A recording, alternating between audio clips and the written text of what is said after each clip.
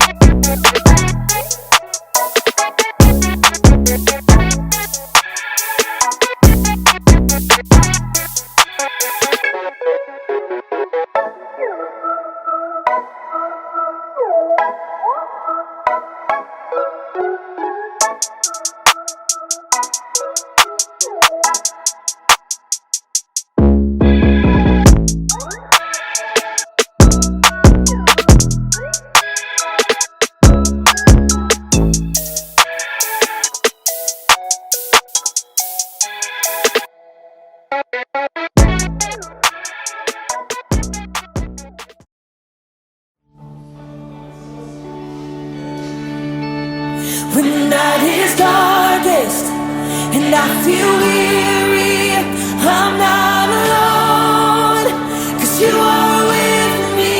A new day is coming, I see light, and the sun will rise, and hope is alive, yeah. No matter what tomorrow brings, I know that you'll be by my side all the time. You'll never leave.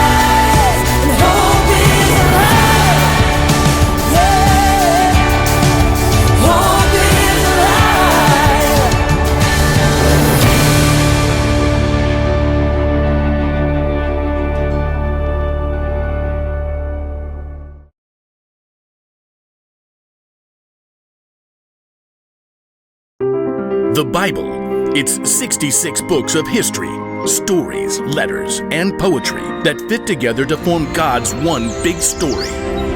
The epic adventure of how He created us and loves us so much that He made a way to rescue us. As we travel through the Bible, from Genesis to Revelation, we discover people who met God and found their lives changed forever. Now, for an amazing story, inspired by the book of John, chapter 20, verses 19 through 29. On the first Easter Sunday, before anyone knew to call it Easter, Jesus' disciples gathered together behind closed doors. Thomas paced the room. Peter and John and the others sat at the table, but no one was very hungry. I tell you, the tomb was completely empty, just like Mary told us. Not empty. The linen cloths were still there. Thomas stopped pacing. I don't get it. Why would someone steal his body but leave the cloths behind? They didn't. That's the point. You mean you believe, Mary, that she saw Jesus alive? Why would she lie to us? I don't know. Everything's upside down. None of us has slept. They could come for us at any minute. Like anyone, Thomas felt it must be a closed case. There was no point in debating. I'm with Mary. What about you, Peter? Well, there's Lazarus. He was dead and Jesus called him out alive. We all saw it. Thomas started pacing again. I can't take this. I gotta get some fresh air. Be careful, okay? I'm not marching into the temple court or anything. Just taking a walk. No one spoke. They had already gone over and over again the events of the past few days and the things Mary had told them. I believe Mary. I think he's alive. If it's true, won't he be angry? We all just deserted him, and Suddenly, with no sound, no movement, a man stood among them. Jesus. May peace be with you. As the disciples stared in awe and shock, Jesus raised his hands to show them his side. Marks burned bright on his skin where the nails had been driven and where a soldier's sword had pierced him. Jesus, Jesus smiled at each of his friends in turn. The Father has sent me, so now I am sending you. When Jesus left as quickly as he had come, his friends stared at each other. Then John leapt to his feet, unable to contain his joy. It's true. It's really true. Thomas slipped back inside the room. what's true? we've seen the Lord. Jesus was right here in this room. He didn't need to open the door. He just showed up.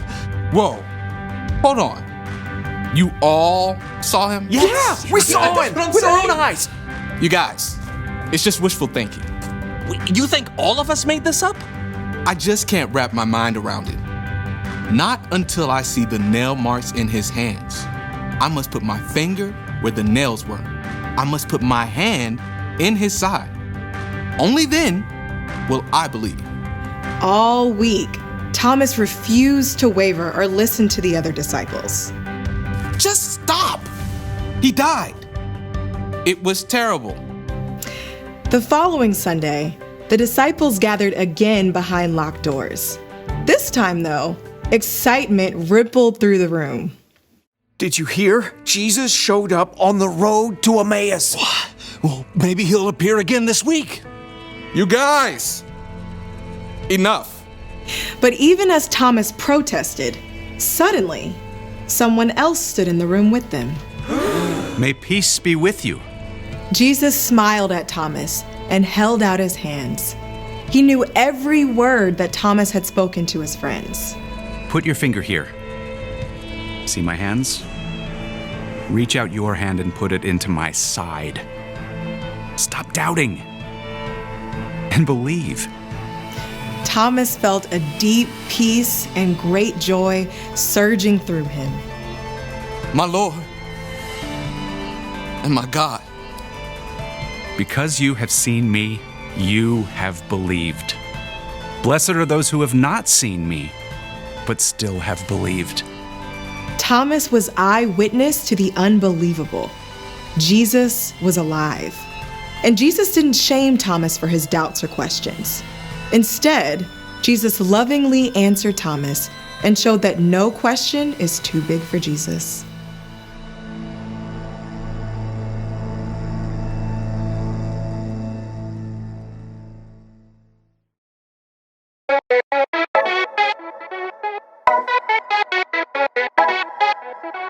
Fake entertainment.